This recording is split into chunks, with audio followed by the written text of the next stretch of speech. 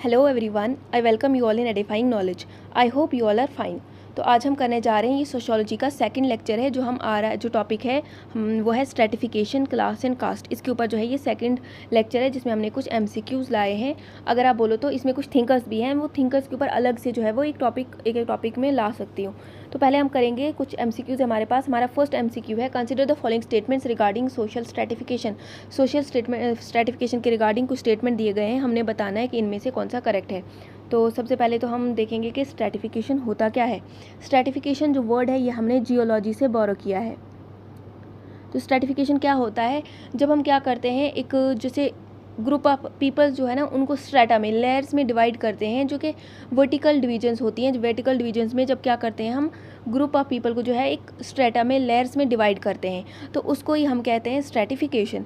तो हमारे पास कुछ स्टेटमेंट दिए गए हैं, हमने कहना है कि इनमें से कौन सा सही है। तो पहला है, social stratification refers to hierarchical arrangement of individuals in a society. बिल्कुल सही।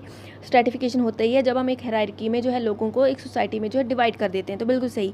स्टेटमेंट 2 हमारा है, it is based only an economics factor. ये खाली इकोनॉमिक फैक्टर के ऊपर बेस है। तो क्या हम एक सोसाइटी को सिर्फ इकोनॉमिक फैक्टर पे जो है वो डिवाइड कर सकते हैं? बिल्कुल नहीं। इसके अलावा जो है पावर की वजह से भी, पावर के ऊपर भी जो है होता है, प्रेस्टीज के ऊपर, स्टेटस के ऊपर, आपका क्या स्टेटस है सोसाइटी में, उस पर भी डिपेंड करता है, उसमें भी हम सोशल स्ट्रेटिफिकेशन कर सकते हैं। तो हमारा जो है वो बी जो है वो गलत हो जाता है। हमारा थर्ड है, इट में include status, power and Prestige. तो थर्ड भी हमारा करेक्ट है। तो हायरार्किकल अरेंजमेंट होता है, ये हम स्टेटस के बेस पे कर सकते हैं, इकोनॉमिक के बेस पे कर सकते हैं, पावर के, प्रेस्टीज के। तो स्टेटमेंट 1 और स्टेटमेंट 3 जो है हमारा करेक्ट है। तो ऑप्शन नंबर बी हमारा सही आंसर हो गया। क्वेश्चन नंबर 2 बता रहा है, consider the following statements about caste system. Caste system के रिलेटेड कुछ स्टेटमेंट्स दी गई हैं, हमने बताना है कि इनमें से कौन सा सही है। तो पहले तो कास्ट सिस्टम, जो कास्ट है ये वर्ड जो है ये स्पेनिश वर्ड है। स्पेनिश वर्ड है कास्ट, जिसका मतलब होता है ब्रीड। कास्ट वर्ड जो है ये स्पेनिश है, जिसका मतलब ब्रीड होता है। और जो पुर्तगीज़ थे ना, उन्होंने जब इंडिया में जो ये कास्ट सिस्टम था, ये जो डिवीजन ऑफ सोसाइटी था, इसको रेफ़र करने के लिए उन्होंने एक वर्ड यूज़ किया था जो कि था कास्टा वर्ड। कास्टा वर्ड का उन्होंने यूज़ किया था। इसके अलावा जो इंडियन सिस्टम है ना, जो कास्ट सिस्टम है, वो देखा जाए तो उसका जो ओरिजिन है वो कहाँ से है, वो चतुर्वर्ण सिस्टम से जो वो ओरिजिन होता है। हमारे पास चतुर्वर्ण, वो जो ज़्यादातर ना वर्ण के ऊपर ही आगे जो वर्ण, पहले जो खाली वर्ण थे, तो वर्ण जो 4 वर्ण थे, तो वर्ण जो होता है ये संस्कृत वर्ड है, जिसका मतलब होता है कलर। तो इंडिया में जो थे 4 वर्ण थे, जिसमें सबसे ऊपर आते थे ब्राह्मण्स, देन हमारे पास आते थे क्षत्रिय, फिर वैश्य, और लास्ट पे हमारे आते थे शूद्र। तो ये हमारे पास 4 वर्ण सिस्टम थे, ब्राह्मण, क्षत्रिय, वैश्य और शूद्र। और जो डिवाइन थ्योरी ऑफ कास्ट है ना, उसके अकॉर्डिंग जो ब्राह्मण्स थे वो माउथ से निकले थे, ब्रह्मा के माउथ से निकले थे। और जो क्षत्रिय हैं वो आर्म से, वैश्य जो हमारे थाई से, और जो शूद्र थे ये फीट से। तो ये हमारे पास 4 जो वर्ण सिस्टम थे, जिसमें वर्ण का मतलब कलर होता है, ये एक संस्कृत वर्ड है। तो जो इंडियन डिवीजन ऑफ सोसाइटी था, ये पहले इसमें वर्ण सिस्टम ही था, जिसमें 4 होते थे, ब्राह्मण, क्षत्रिय, वैश्य और शूद्र। ब्राह्मण जो थे वो डिवाइन थ्योरी के अकॉर्डिंग माउथ से निकले थे, क्षत्रिय आर्म से, वैश्य थाई से, और शूद्र जो थे वो हमारे वो क्या थे, वो फीट से ओरिजिनेट हुए थे। तो ये है थ्योरी। कास्ट सिस्टम, कास्ट जो है वो आगे, इससे भी आगे, जब जो हमारे जो वर्ण सिस्टम थे ना, ये बेस थे जो किसका क्या काम है उसके ऊपर बेस थे। लेकिन जो आगे कास्ट है ये एस्क्राइब्ड हो गया, ये एस्क्राइब्ड सिस्टम हो गया, ये बाय बर्थ आने लग गया। तो हमारे पास कुछ स्टेटमेंट दिए गए हैं, इनमें से कौन सा सही है। हमारा पहला है, caste system is based on ascribed status. जो कास्ट है हमारा वो एस्क्राइब्ड है, मतलब बाय बर्थ ही हमें मिलता है। हम जिस भी जगह, जिस भी कास्ट में पैदा हुए, वही कास्ट हमारी पूरी उम्र रहेगी। बिल्कुल सही। It allows complete social mobility. Caste जो है वो कंप्लीट सोशल मोबिलिटी को जो है वो अलाउ करती है। बिल्कुल नहीं, आप जिस कास्ट में पैदा हुए हो, आप मरने तक उसी कास्ट में रहोगे, आप अपनी कास्ट चेंज नहीं कर सकते। थोड़ी बहुत मोबिलिटी है, जो कि एम.एन. श्रीनिवास ने संस्कृताइजेशन वाले कॉन्सेप्ट में आपने बताया था, लेकिन वो कंप्लीट सोशल मोबिलिटी नहीं है। तो कंप्लीट सोशल मोबिलिटी जो है वो कास्ट सिस्टम में अलाउ ही नहीं है। थर्ड है हमारा, it is closely linked with the concept of purity and pollution. तो प्योरिटी और पोल्यूशन के साथ जो है ये लिंक है, ये भी बिल्कुल सही है। प्योरिटी और पोल्यूशन वाला जो कॉन्सेप्ट था ये लोई डुमो ने दिया था, तो ये भी बिल्कुल सही है। तो कंसिडर हमारा स्टेटमेंट 1 और स्टेटमेंट 3 जो है वो करेक्ट हो जाते हैं, स्टेटमेंट 2 हमारा गलत है। Question number 3, consider the following statements. हमारे पास कुछ स्टेटमेंट दिए गए हैं, तो इनमें से कौन सा सही है? Statement 1, class system is an open system of stratification. Class system जो है ये हमारा ओपन सिस्टम ऑफ स्ट्रैटिफिकेशन है। Social mobility is possible in class system. Class is determined only by birth. तो क्लास सिस्टम जो है ये क्या है? एक ओपन सिस्टम है स्ट्रैटिफिकेशन का, ये बिल्कुल सही है। क्लास सिस्टम जो है जैसे कि lower caste, upper caste, middle caste, ये एक ओपन सिस्टम है। अगर आज कोई लोअर कास्ट में है, कल को वो हाई क्लास में हायर क्लास में जा सकता है, मिडिल में जा सकता है, या अगर कोई मिडिल में है तो वो वापस भी आ सकता है। वर्टिकल मोबिलिटी भी हो सकती है इसमें। कोई अगर हायर से लोअर आ रहा है तो कोई लोअर से अपर भी जा रहा है, मिडिल क्लास से अपर क्लास भी जा रहा है, तो ये पॉसिबल है। तो social mobility is possible in class system, तो बिल्कुल सही, सोशल मोबिलिटी पॉसिबल है। थर्ड है हमारे पास, class is determined only by birth. Class जो है वो बाय बर्थ डिटरमाइन होती है, बिल्कुल गलत। क्लास जो है वो अचीव्ड स्टेटमेंट है, तो अचीव्ड स्टेटस है ये, इसको हम अचीव कर सकते हैं, ये बाय बर्थ नहीं है, एस्क्राइब्ड स्टेटस नहीं है। तो हमारा जो स्टेटमेंट 1 और स्टेटमेंट 2 जो है वो करेक्ट हो जाएगा, यानी कि ऑप्शन नंबर ए हमारे पास सही है। क्वेश्चन नंबर 4 कह रहा है हमारे पास कुछ दिए हुए हैं, जैसे कास्ट है, ये हमारे पास अचीव्ड स्टेटस है। Class ascribed status, state feudal system. तो कास्ट जो है हमारे पास ये एस्क्राइब्ड है, तो कास्ट हमारे पास ए का 2 आ जाएगा। क्लास हमारे पास अचीव्ड है तो बी का 1 आ जाएगा। स्टेट फ्यूडल है तो मतलब सी का 3 आ जाएगा, तो ऑप्शन नंबर ए इसका सही हो जाएगा। कास्ट जो हमारा एस्क्राइब्ड है, बाय बर्थ हमें मिलता है। क्लास को हम अचीव कर सकते हैं, लोअर से अपर जा सकते हैं, अपर से हायर जा सकते हैं।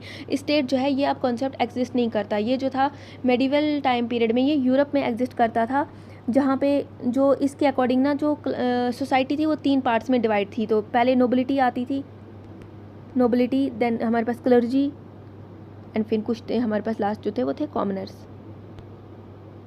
तो नोबिलिटी में आते थे जो किंग होती थी, उनकी फैमिली वगैरह ये सब आते थे इसमें नोबिलिटी में। क्लर्जी में हमारे पास प्रीस्ट वगैरह जो आते थे, जो चर्च से रिलेटेड होते थे, वो क्लर्जी वाले सिस्टम में आते थे। देन फिर हमारे पास जो बाकी लोग बच गए वो सारे कॉमनर्स में आते थे। और हाँ, स्ट्रैटिफिकेशन जो है ना ये यूनिवर्सल कॉन्सेप्ट है, ऐसा नहीं कि स्ट्रैटिफिकेशन खाली इंडिया में एग्जिस्ट करती है, पूरी दुनिया में एग्जिस्ट करती है। डिपेंड करता है कि किसी जगह कुछ और बेसिस है, कहीं पर कुछ और बेसिस है। अगर इंडिया में कास्ट सिस्टम है तो कहीं और बाहर जो है क्लास सिस्टम है, क्लास की वजह से स्ट्रैटिफिकेशन है। अगर इंडिया में कास्ट की वजह से स्ट्रैटिफिकेशन है तो कहीं और जो है वो क्लास की वजह से स्ट्रैटिफिकेशन है। ऐसा है कि स्ट्रैटिफिकेशन पूरी दुनिया में एग्जिस्ट करती है। क्वेश्चन नंबर 5 है हमारे पास, consider the following statements. Social mobility refers to movement within the social hierarchy. Social mobility है जो एक मूवमेंट है सोशल हायरार्की में, तो बिल्कुल सही, सोशल मोबिलिटी होता है जब हम एक हायरार्की में जो है मूव कर सकते हैं, जैसे अपर क्लास से लोअर क्लास, लोअर क्लास से मिडिल क्लास, मिडिल से अपर, ये जाना, ये क्या कहलाएगा हमारे पास? सोशल मोबिलिटी कहलाएगा। Vertical mobility includes upward and downward movement. तो वर्टिकल मोबिलिटी क्या कहलाती है कि जैसे हमने लोअर क्लास से हम मिडल में चले गए, मिडल से हम अपर में चले गए, या फिर अपर से हम लोअर में आ गए, अपर से हम मिडिल में आ गए, या लोअर से सीधा अपर में चले गए, ये जो है वर्टिकल मोबिलिटी है। तो वर्टिकल मोबिलिटी जो है ये अपवर्ड और डाउनवर्ड मूवमेंट्स को दर्शाता है, तो ये सही है। थर्ड हमारे पास कहता है horizontal mobility changes social status drastically. Horizontal mobility जो है ये सोशल स्टेटस को ड्रास्टिकली चेंज करता है, बिल्कुल नहीं। हॉरिजॉन्टल मोबिलिटी क्या होता है? एक ही क्लास के अंदर, अगर आप जैसे मिडिल क्लास में हो तो आप मिडिल क्लास में ही हो, अब वहीं पे क्या हो रहा है, वहीं पे आपकी जो है वो मोबिलिटी हो रही है, जिस सिर्फ आपकी पोजीशन चेंज हो रही है, आपकी क्लास नहीं चेंज हो रही। तो आपकी पोजीशन चेंज हो रही है लेकिन क्लास आपकी बिल्कुल वही है, तो इससे आपके जो स्टेटस है वो ड्रास्टिकली बिल्कुल चेंज नहीं होगा। तो स्टेटमेंट 3 जो है वो हमारा इनकरेक्ट है। तो हमारे पास ऑप्शन सही क्या हो जाएगा? स्टेटमेंट 1 एंड स्टेटमेंट 2, यानी कि ऑप्शन नंबर ए हमारा करेक्ट हो जाएगा। Question number 6, which thinker is associated with the concept of class struggle. कौन सा थिंकर जो है वो क्लास स्ट्रगल के कॉन्सेप्ट उसने दिया हुआ है, एसोसिएटेड है उसके साथ? हमारा ऑप्शन है A Max Weber, B Karl Marx, C Emile Durkheim, D M N. Srinivas. तो हमारा जो राइट आंसर है क्लास स्ट्रगल से जो रिलेटेड है वो हमारे कौन है? Karl Marx. कार्ल मार्क्स ने जो है क्लास स्ट्रगल वाला कॉन्सेप्ट दिया है। कार्ल मार्क्स जो है ना ये बहुत बड़ा थिंकर है। इसको पढ़ने अगर होगा तो इसको पूरी एक क्लास जो है वो इसी के ऊपर चली जाएगी, लेकिन फिर भी थोड़ा मैं इसके बारे में आपको बताती हूँ। अकॉर्डिंग टू कार्ल मार्क्स जो हम एक सोसाइटी को ना 2 पार्ट्स में डिवाइड कर सकते हैं। तो इसमें जो है वो एक हमारे पास जो इंफ्रास्ट्रक्चर और सुपरास्ट्रक्चर, इंफ्रास्ट्रक्चर और सुपरास्ट्रक्चर, तो ये सोसाइटी को हम 2 पार्ट्स में डिवाइड करते हैं। तो इसमें ये जो इंफ्रास्ट्रक्चर वाला पार्ट है ना, इसमें हमारे पास आता है FOP एंड ROP। अब FOP और ROP क्या है? FOP हमारे पास है फोर्स ऑफ प्रोडक्शन और ROP हमारे पास है रिलेशनशिप ऑफ प्रोडक्शन। FOP में आता है जैसे हमारे पास टेक्नोलॉजी, स्किल्स, एजुकेशंस, वैसे ही ROP में क्या आता है कि रिलेशन क्या है, इसमें दो लेवल में रिलेशन जो है एग्जिस्ट करता है, एक तो वर्कर के लेवल पे और दूसरा हमारे पास ऑनर और वर्कर लेवल पे। अकॉर्डिंग टू कार्ल मार्क्स जो वर्कर और वर्कर लेवल पे जो रिलेशन एग्जिस्ट करता है वो कॉपरेशन का है। यहाँ पे कॉपरेशन होती है, वर्कर और वर्कर के बीच में कॉपरेशन होती है। वहीं पे जब हम ऑनर और वर्कर की बात करते हैं अकॉर्डिंग टू कार्ल मार्क्स, यहाँ पे जो रिलेशन एग्जिस्ट करता है वो कॉन्फ्लिक्ट का करता है। तो यहाँ पे कॉन्फ्लिक्ट वाला रिलेशन है और वर्कर वाले जगह पे क्या है, कॉपरेशन का रिलेशन है। तो FOP जो है फोर्स ऑफ प्रोडक्शन है, इसमें टेक्नोलॉजी, स्किल्स, एजुकेशंस ये सारी चीज़ें आती है। तो कार्ल मार्क्स के अकॉर्डिंग जो है वो FOP जो फोर्स ऑफ प्रोडक्शन है ना, ये चेंज होती रहती है, कंसिस्टेंटली इवॉल्व हो रही है। और जब फोर्स ऑफ प्रोडक्शन चेंज होती है तो हमारा जो है वो ROP भी चेंज होता है। तो FOP जो है वो कॉन्स्टेंटली चेंज हो रही है, तो FOP की चेंज होने की वजह से ROP भी चेंज हो रहा है। ROP क्या है, रिलेशनशिप ऑफ प्रोडक्शन, और FOP है फोर्स ऑफ प्रोडक्शन। तो इन दोनों को छोड़कर ये दोनों जो है ये इंफ्रास्ट्रक्चर में आते हैं, इन दोनों को छोड़कर जो भी बाकी सारी चीज़ें हैं वो सुपरास्ट्रक्चर में आती हैं अकॉर्डिंग टू कार्ल मार्क्स। और कार्ल मार्क्स के अकॉर्डिंग जो है ना, एक सोसाइटी जो है वो 5 फेजेज से होके निकलती है। 5 फेजेज जो है वो हर एक सोसाइटी जो है वो क्या करती है, वो देखती है। तो सबसे पहला हमारे पास आता है प्रिमिटिव कम्युनिज्म, देन फिर हमारे पास आता है एंशिएंट मोड ऑफ प्रोडक्शन के बाद फ्यूडल मोड ऑफ प्रोडक्शन के बाद आएगा हमारे पास कैपिटलिस्ट मोड ऑफ प्रोडक्शन के बाद जो है ना वो एक ट्रांजिटरी फेज़ आएगा। तो ट्रांजिशन वाला फेज़ आएगा ना, ये हमारे पास टेम्परेरी होगा, तो ये सोशलिज्म वाला फेज़ आएगा। फिर एंड पे जो हमारा मेन होगा वो है हमारे पास है कम्युनिज्म। तो अकॉर्डिंग टू कार्ल मार्क्स सबसे पहले क्या थी, प्रिमिटिव कम्युनिज्म था, फिर आया एंशिएंट मोड ऑफ प्रोडक्शन, उसके बाद आया feudal mode of production, then आया कैपिटलिस्ट मोड ऑफ प्रोडक्शन, फिर एक टेम्परेरी फेज़ ट्रांजिशन वाला फेज़ आएगा सोशलिज्म वाला, देन कम्युनिज्म वाला आएगा। तो प्रिमिटिव कम्युनिज्म में क्या होता है, प्रिमिटिव कम्युनिज्म में जो है वो ऑनरशिप जो होती है ना वो कम्युनल होती है, मतलब उस वाले फेज़ में जो सोसाइटी है वो इगैलिटेरियन होती है। इगैलिटेरियन मतलब वहाँ पे इक्वालिटी होती है, हर जगह पे इक्वालिटी एग्जिस्ट करती है प्रिमिटिव वाले फेज़ में। और जो जितना भी सोर्सेज होते हैं प्रोडक्शन के जो भी होते हैं वो कम्युनल होते हैं, सबके इक्वल होते हैं, सबके लिए इक्वल होता है। और इस वाले फेज़ में जो है सरप्लस जो होता है वो एग्जिस्ट ही नहीं करता। तो सरप्लस एग्जिस्ट ही नहीं करता है, तो जितना प्रोड्यूस होता है उतना वो जो है कंज्यूम भी कर लेते हैं, जितनी प्रोडक्शन होती है उतनी ही कंजम्पशन होती है, तो कोई भी सरप्लस नहीं होता। ये प्रिमिटिव वाला फेज़ आता है। देन हमारे पास आता है ancient mode of production. Ancient mode of production को जो है ना वो स्लेवरी मोड ऑफ प्रोडक्शन भी कहा है कार्ल मार्क्स ने। तो ये वाला जो है ना एंशिएंट मोड ऑफ प्रोडक्शन, इसमें इसको यहाँ पे इनइक्वालिटी आ जाती है। इनइक्वालिटी इस वाले फेज़ में इनइक्वालिटी स्टार्ट होती है और सोसाइटी डिवाइड हो जाती है हैव्स और हैव नॉट्स में, हैव्स एंड हैव नॉट्स में। हैव्स में आते हैं हमारे पास मास्टर्स और हैव नॉट्स हमारे स्लेव्स हो गए। तो देन हमारे पास आता है, ये मैं आगे आपको कार्ल मार्क्स के बारे में एक लेक्चर लाऊंगी अलग से, तो उसमें बता दूंगी। तो नेक्स्ट हमारे पास आता है feudal mode of production. Feudal mode of production में हमारे पास दो आते हैं, lords and serfs. Lord and serfs इसमें आते हैं। देन हमारे पास कैपिटलिस्ट मोड ऑफ प्रोडक्शन आ जाता है। कैपिटलिस्ट मोड ऑफ प्रोडक्शन में भी दो ग्रुप्स होते हैं, एक तो बुर्जोसी और दूसरा प्रोलेटरेट। पेटी बुर्जोसी का भी कॉन्सेप्ट दिया हुआ है कार्ल मार्क्स ने, लेकिन वो ऐसा कुछ नहीं है, ज़्यादा इंपॉर्टेंट हमारे पास यही है, बुर्जोसी और प्रोलेटरेट। तो ये दो होते हैं और यहाँ पे टेक्नोलॉजी बहुत ज़्यादा होती है। और हाँ, कैपिटलिस्ट मोड ऑफ प्रोडक्शन में एक चीज़ याद रखनी है, यहाँ पे एक कॉन्सेप्ट दिया हुआ है कार्ल मार्क्स ने एलियनेशन का, एलियनेशन वाला कॉन्सेप्ट। तो कार्ल मार्क्स ने कहा था कैपिटलिस्ट वाले मोड में जो है वो एलियनेशन स्टार्ट हो जाती है। और मार्केट जो है ना, मार्केट की डेवलपमेंट सबसे ज़्यादा कैपिटलिस्ट मोड वाले मोड ऑफ प्रोडक्शन में होती है। सबसे ज़्यादा डेवलपमेंट मार्केट की अगर कहीं होती है तो वो कहाँ पे होगी, कैपिटलिस्ट मोड ऑफ प्रोडक्शन में। और अकॉर्डिंग टू कार्ल मार्क्स यहाँ पे जो है ना एलियनेशन स्टार्ट हो जाती है। एलियनेशन क्यों स्टार्ट हो जाती है, क्योंकि बहुत सारे लोग जो है ना वो टेक्नोलॉजी बहुत ज़्यादा है, टेक्नोलॉजी बहुत ज़्यादा होने की वजह से लोग जो काम कर रहे हैं ना, लोग एक बॉन्डेड लेबर सा काम कर रहे हैं, मतलब वो कहीं जा रहे हैं, उनकी कुछ जॉब है, जैसे वो सुबह 8 से 10 जा रहे, 8 से शाम के 8 तक काम कर रहे हैं, कुछ भी कर रहे हैं, तो वो एक पर्टिकुलर वो वर्क कर रहे हैं, एक ही वर्क को रिपीट किए जा रहे हैं सुबह से शाम तक, एक ही काम वो रिपीटेडली कर रहे हैं। तो और ना उनकी जो उनके साथ जो दूसरे वर्कर्स हैं उनसे उनकी बातचीत नहीं हो रही है। जैसे अगर कोई जो है वो कोई रोबोट के पार्ट्स बना रहे हैं, वो रोबोट्स के पार्ट बना रहे हैं, तो वो एक ही पार्ट सुबह से शाम तक वो एक ही पार्ट बनाते जाएगा। दूसरा अगर वर्कर कुछ और पार्ट बना रहा है, वो सुबह से शाम तक एक ही पार्ट बनाता जाएगा, जितने टाइम उसकी जॉब है वही काम करता जाएगा। और एंड पे जब वो प्रोडक्ट बन के आएगा, जैसे पूरा रोबोट बन के आएगी, उनको लगेगा नहीं कि ये उन्होंने बनाया, क्योंकि वो एक ही पार्ट बना रहे थे। तो उनको जो है वो प्रोडक्ट से भी जो है वो अलग किया जा रहा है, जिसकी वजह से उनमें एलियनेशन आ जाती है। ये जो है ये कार्ल मार्क्स ने कहा हुआ है। तो किसने दिया क्लास स्ट्रगल का कॉन्सेप्ट? कार्ल मार्क्स ने दिया हुआ है। क्वेश्चन नंबर 7 है हमारे पास, Karl Marx divided society into bourgeoisie and proletariat. बिल्कुल सही, इन्होंने कैपिटलिस्ट वाले मोड ऑफ प्रोडक्शन में बुर्जोसी और प्रोलेटेरिएट वाला कॉन्सेप्ट दिया हुआ है। According to him class is based on means of production, तो ऑनरशिप मीन्स ऑफ प्रोडक्शन पे डिपेंड करती है, बिल्कुल सही इन्होंने कहा है। थर्ड जो है वो है ही इग्नोर्ड इकोनॉमिक फैक्टर्स कम्प्लीटली, बिल्कुल गलत, इन्होंने तो इकोनॉमिक फैक्टर्स के ऊपर ही दिया हुआ है। तो 1 और 2 हमारा स्टेटमेंट सही हो जाता है। Question number 8, Karl Marx, class struggle, Max Weber, life chances, M N. Srinivas, Sanskritisation. तो ये जो है तीनों सही हैं। कार्ल मार्क्स ने क्लास स्ट्रगल के बारे में दिया हुआ है, मैक्स वेबर ने लाइफ चांसेस के ऊपर, एम.एन. श्रीनिवास ने संस्कृताइजेशन के ऊपर। तो A1 B2 C3 option number A इसका सही है।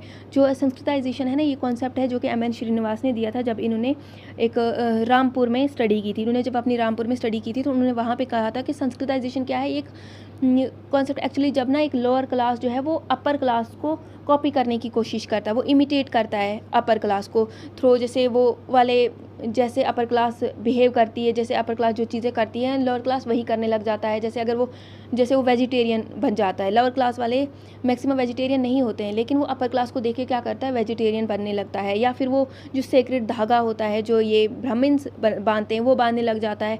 तो उससे क्या हो जाता है, वो जो एक कुछ टाइम के बाद में भी थोड़ी सी वो चेंज आने लगती है। तो उसी में जो है संस्कृताइजेशन उसको कहा गया है। कंसिडर द फॉलोइंग स्टेटमेंट, कुछ स्टेटमेंट दिए गए हैं। Max Weber's give the multidimensional view of stratification, बिल्कुल सही। He emphasize class status and party, he rejected economic factors completely. तो मैक्स वेबर ने जो है ना multidimensional view of stratification दिया है। इन्होंने जैसे कार्ल मार्क्स ने खाली इकोनॉमिक फैक्टर्स के ऊपर बेस पे दिया हुआ था, वैसे इन्होंने नहीं दिया। इन्होंने कहा कि जो स्ट्रेटिफिकेशन होगी वो खाली इकोनॉमिक फैक्टर्स पे बेस हो, ये ज़रूरी नहीं, इसके अलावा क्लास के अलावा स्टेटस पे भी हो सकती है। जैसे अगर कोई पर्सन है वो उसका स्टेटस हाई है, ज़रूरी नहीं उसकी वेल्थ भी ज़्यादा हो। जैसे कोई प्रीस्ट है, कोई रिलीजियस लीडर है, उसके पास वेल्थ हो ना हो, लेकिन उसकी जो एक पोजीशन है वो ज़्यादा है। या फिर पार्टी, जो पॉलिटिकल पार्टी, जो अगर ऐसा कोई पर्सन है जिसकी वजह से डिसीजन चेंज करने की पावर रखता हो, जो ग्रुप है कोई डिसीजन चेंज करने की पावर रखते हो वो लोग, उनके पास पॉलिटिकल इन्फ्लुएंस हो, तो उसकी वजह से भी स्ट्रेटिफिकेशन आ सकती है। तो ये पार्टी वाला जो कॉन्सेप्ट नहीं है, जो डोमिनेंट क्लास में आता है उसमें आता है। तो 1 और 2 दोनों सही है, थर्ड वाला गलत है, तो ऑप्शन 1 और 2 हमारा सही हो जाएगा। Consider the following statement, Sanskritisation was proposed by M N. Srinivas, बिल्कुल सही। It refers to adopting upper caste practices, upper caste practices को हम अडॉप्ट करते हैं, बिल्कुल सही। It leads to immediate change in caste hierarchy, तो इमीडिएट चेंज नहीं होता, ओवर द पीरियड थोड़ा बहुत चेंज आ जाता है। तो स्टेटमेंट 1 और 2 हमारे पास सही है। Question number 11, which are the following best defines caste, इनमें से बेस्ट कौन डिफाइन करता है कास्ट को? एक फ्लेक्सिबल सोशल ग्रुप है कास्ट, बिल्कुल नहीं। ए रिजिड हेरिडिटरी ग्रुप है, बिल्कुल सही। कास्ट जो है एक रिजिड हेरिडिटरी ग्रुप है। कास्ट जो है ये क्या होता है, इसमें बाउंड्रीज बन जाती हैं, जो जिस कास्ट में है उसको उस कास्ट के रिलेटेड कुछ रूल्स हैं वही प्रैक्टिस करनी है। आप उस कास्ट से बाहर शादी नहीं कर सकते, एंडोगैमी प्रैक्टिस की जाती है, कास्ट के अंदर ही शादी करनी है, ऐसी कुछ प्रैक्टिसेस होती हैं। एक कास्ट क्या लोअर कास्ट है तो उसको क्या खाना है क्या नहीं खाना है, अपर कास्ट क्या कर सकती है, कुछ वहाँ पे कुछ रूल्स हैं जो कि फॉलो करने हैं हर कास्ट को। तो ये एक रिजिड ग्रुप है, ना कि flexible. Consider the following statements, हमारे पास कुछ स्टेटमेंट्स दिए गए हैं। Endogamy is an essential feature of caste, बिल्कुल सही। कास्ट का एक एसेंशियल फीचर है एंडोगैमी। तो एंडोगैमी जो कास्ट में की जाती है। Marriage rule maintains caste boundaries, marriage rule जो है वो कास्ट बाउंड्रीज को जो है मेंटेन करते हैं, ये भी ठीक है। तो कौन सा करेक्ट है? All of the above, all of the above. 2 statement दिए गए हैं, दोनों ही ठीक है।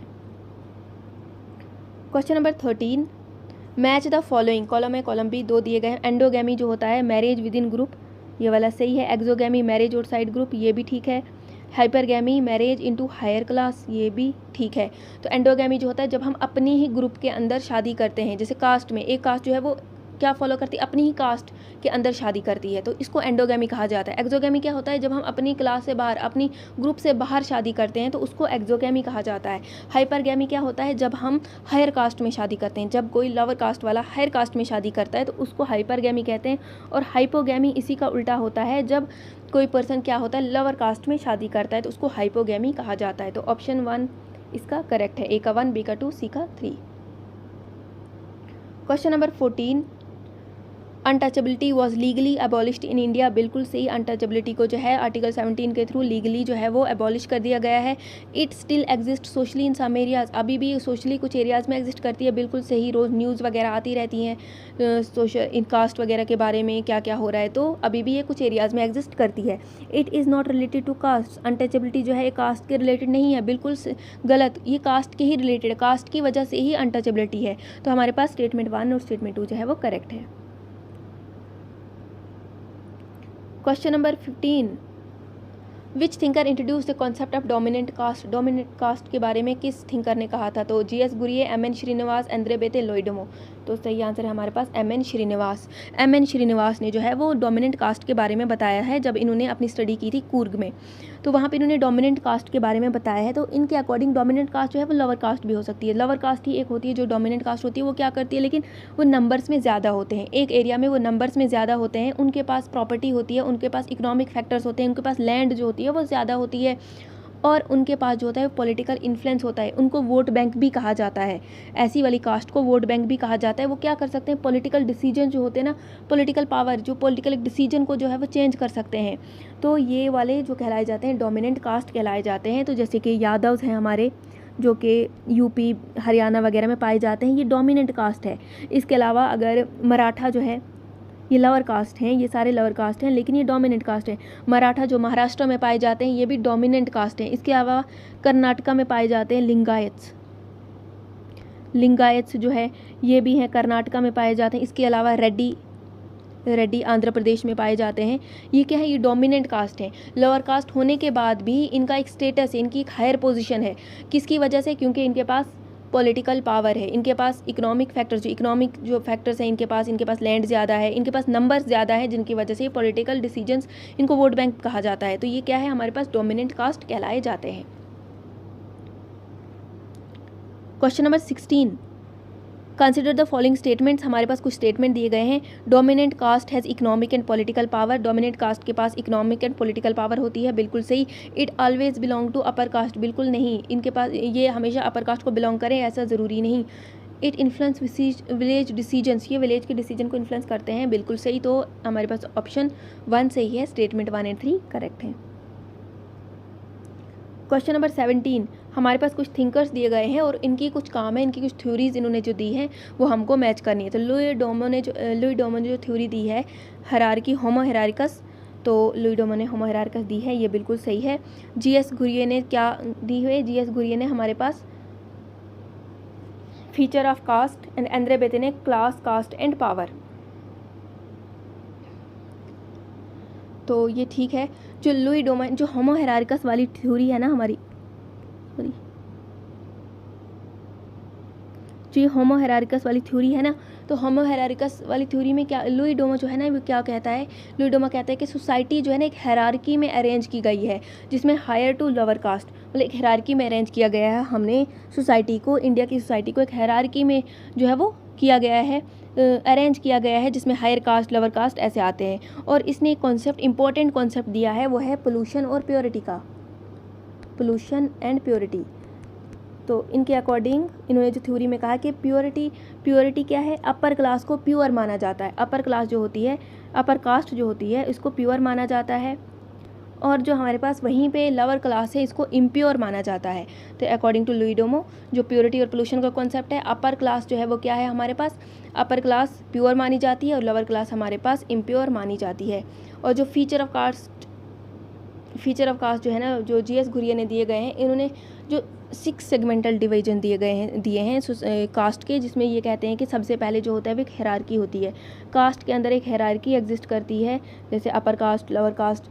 देन दूसरी जो इंपॉर्टेंट है वो इनके अकॉर्डिंग एंडोगैमी है, एक क्लास के अंदर क्या, कास्ट के अंदर एंडोगैमी होती है, जो अपने ही ग्रुप के अंदर शादी करते हैं। थर्ड, फूड रिस्ट्रिक्शंस होती हैं, फूड रिस्ट्रिक्शंस क्या होती हैं कि कुछ फूड होते हैं जो कि कौन खा सकते हैं, ब्राह्मण्स खा सकते हैं, कुछ फूड जो हैं वो उनको जो लोअर कास्ट वाले हैं वो खा सकते हैं। रिलीजियस डिसेबिलिटीज़ होती हैं, इनकी कास्ट की वजह से कुछ रिलीजियस डिसेबिलिटीज़ होती हैं, जैसे टेंपल में जो है एंटर करना वो कुछ ब्राह्मण्स ही कर सकते हैं। ऐसे ही जो लोअर कास्ट वालों के साथ अनटचेबिलिटी वाला है वो आते हैं। बॉन्डेड ऑक्यूपेशंस है, कुछ काम है जो खाली उन्हीं के अकॉर्डिंग, जैसे अगर किसी को टीचर बनना है, प्रीस्ट बनना है तो कोई प्रीस्ट बनेगा, कौन बनेगा, ब्राह्मण ही होगा जो कि प्रीस्ट बनेगा।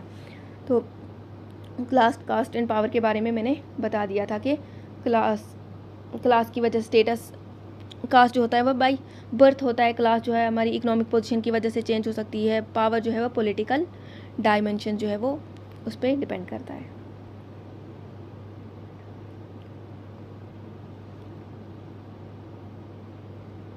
तो ऑप्शन ए इसका सही है। Question number 18, consider the following statement. Louis Dumont emphasized hierarchy in caste. Louis Dumont ने जो है कहा था कि कास्ट में एक हिरार्की पाई जाती है, बिल्कुल सही। अपर कास्ट, लोअर कास्ट, ये उन्होंने कहा था। He focused on purity and pollution, उसने कहा था कि प्योरिटी एंड पोल्यूशन वाला कॉन्सेप्ट दिया था, बिल्कुल सही। जैसे अपर कास्ट जो प्योर मानी जाती है और लोअर क्लास जो है वो इम्प्योर मानी जाती है, तो ये लुई डोमो ने बताया था।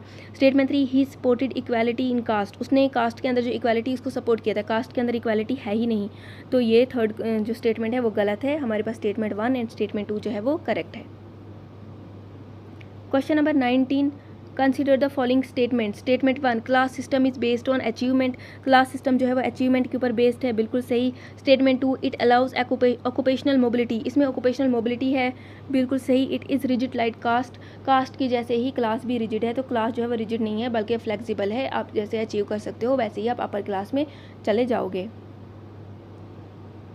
Question number 20, which concept refers to movement from one caste to another. कौन सी ऐसी कॉन्सेप्ट है जो कि मूवमेंट दर्शाता है एक कास्ट से दूसरी कास्ट में। तो सोशल मोबिलिटी, वेस्टर्नाइजेशन, अर्बनाइजेशन या फिर संस्कृताइजेशन।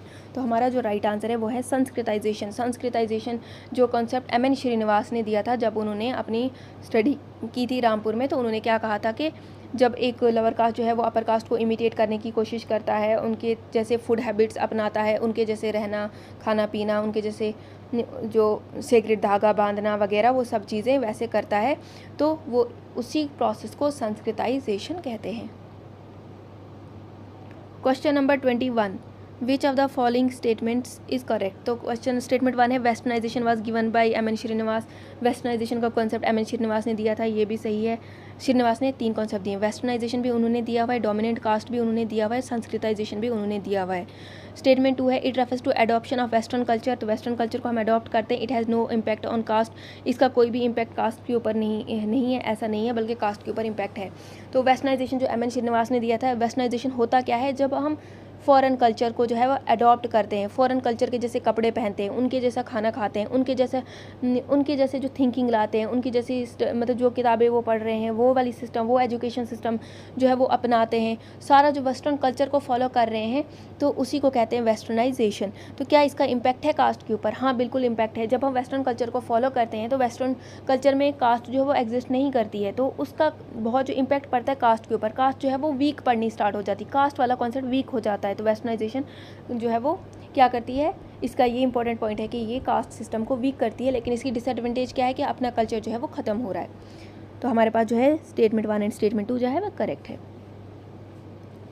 क्वेश्चन नंबर 22 हमारे पास है, caste panchayat regulate behaviour, they enforce social norms, they have no authority. तो कास्ट पंचायत होती क्या है? कास्ट पंचायत जो होती है, एक कास्ट के ना कुछ लोग जो है वो मिलकर कुछ एक ग्रुप बनाते हैं, जो क्या करते हैं, जिनका काम होता है अपनी कास्ट के को रेगुलेट करना, जैसे अपने कास्ट के नॉर्म्स, वहाँ के जो जैसे एंडोगेमी वगैरह ये सब हो, ये सब जो है ना उसको मेंटेन करते हैं, उसको रेगुलेट करते हैं। अगर कोई जैसे एक्सोगेमी करता है, अगर वो अपनी कास्ट से बाहर शादी करता है तो उसको पनिश किया जाएगा। उसको पनिशमेंट कौन देगा? यही कास्ट पंचायत में जो लोग होंगे वो क्या करेंगे, उनको पनिश करेंगे। उनके पास ऐसा पावर होती है, उनके पास क्या होता है, वो सोशल नॉर्म्स को वहाँ पे जो एनफोर्स करते हैं। तो स्टेटमेंट 1 हमारे पास सही है, स्टेटमेंट 2 भी हमारे पास सही है। उनके पास अथॉरिटी नहीं होती, ऐसा नहीं, उनके पास अथॉरिटी होती है तभी तो वो पनिश भी करते हैं लोगों को। तो स्टेटमेंट 1 एंड स्टेटमेंट 2 हमारे पास करेक्ट है। Question number 23, which scholar studied caste, class and power in Indian villages. किस वाले स्कॉलर ने कास्ट, क्लास और पावर के बारे में पढ़ा है? तो ये मैंने अभी आपको ऊपर बताया, तो ये एंद्रे बेते ने पढ़ा हुआ है। एंद्रे बेते ने कास्ट, क्लास एंड पावर का जो है वो कॉन्सेप्ट दिया हुआ था। Question number 24, consider the following statement. Statement 1, economic liberalization increased class inequalities. तो statement 2, reduced caste differences completely it created new middle class. तो पहला कहता है कि इकोनॉमिक लिबरलाइजेशन की वजह से जो है ना वो क्लास इनक्वालिटीज़ और बढ़ गई है। तो लिबरलाइजेशन कॉन्सेप्ट ये इकोनॉमिक्स का कॉन्सेप्ट है। तो जब ये लिबरलाइजेशन हुई उसकी वजह से जो है वो अपॉर्चुनिटीज़ ज़्यादा आई, जिसकी वजह से क्लास इनक्वालिटीज़ बढ़ गई हैं। तो ये बिल्कुल सही, क्लास इनक्वालिटीज़ बढ़ गई है जब से लिबरलाइजेशन हुई है, तो क्लास इनक्वालिटीज़ और बढ़ गई हैं। तो पहले जो था लोअर क्लास या फिर अपर क्लास एग्जिस्ट करते हैं, लेकिन अब जो है मिडिल क्लास भी आ गई है। तो it reduced caste differences completely. Class difference reduce तो किए हैं लेकिन कम्प्लीटली ऐसा नहीं है, कम्प्लीटली नहीं है। तो स्टेटमेंट 2 इनकरेक्ट है। It created new middle class. तो एक न्यू मिडिल क्लास जो है वो जनरेट हुई, तो बिल्कुल सही, ऑप्शन 1 हमारे पास करेक्ट है, statement 1 and statement 3। Question number 25, reservation policy aims to reduce inequality.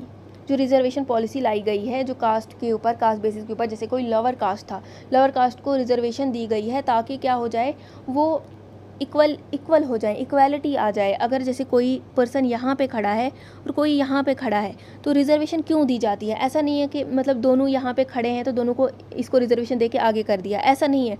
ये पर्सन पीछे है, इसको रिजर्वेशन दी ताकि ये इसके बराबर आ सके। इसके बराबर जब आएगा तो फिर इनका कंपटीशन हो सकता है। तो क्या रिजर्वेशन इसलिए दी गई थी ताकि इनइक्वालिटी को रिड्यूस किया जा सके? तो बिल्कुल सही, इनइक्वालिटी को रिड्यूस करने के लिए ही रिजर्वेशन पॉलिसी बनाई गई थी। It is based on class and caste disadvantages. तो क्लास एंड कास्ट डिसएडवांटेजेस की बेस पे जो है ये दी गई थी। तो बिल्कुल सही, कास्ट के ऊपर जैसे SC ST वगैरह दी जाती है, क्लास के ऊपर भी EWS वगैरह जो दी जाती है। तो दोनों स्टेटमेंट 2 भी करेक्ट है। इट इंक्रीज सोशल जस्टिस, ये सोशल जस्टिस को इंक्रीज़ करता है। तो बिल्कुल सही, क्योंकि अगर एक पर्सन यहाँ पे पहले ही पड़ा है, दूसरा यहाँ पीछे पड़ा हुआ है, इन दोनों को हम कंपटीशन कराएंगे तो ये कंपटीशन कभी जस्टिस हो ही नहीं सकती, क्योंकि ये पहले ही पीछे है। तो पहले इसको हमें यहाँ खड़ा करना पड़ेगा, तब जाके जो है वो, तब अगर कंपटीशन करवाएंगे तो फिर वो जस्टिस होगी। तो हमारे पास तीनों ही स्टेटमेंट जो है वो करेक्ट है। तो ये थे 25 क्वेश्चंस। होप आपको ये पसंद आए होंगे। आप अपना स्कोर जो है वो कमेंट सेक्शन में ज़रूर बोलना। और हाँ, ये भी बताना कि क्या आपको जो है वो थिंकर्स के ऊपर वीडियोस चाहिए। जो थिंकर्स के ऊपर जो है मैं फिर वीडियो लाऊंगी, MCQ बेस नहीं, जस्ट जनरल थिंकर के जो उन्होंने पॉइंट दिए हुए हैं, तो उस पर आपको वीडियो चाहिए या नहीं। Okay, thank you.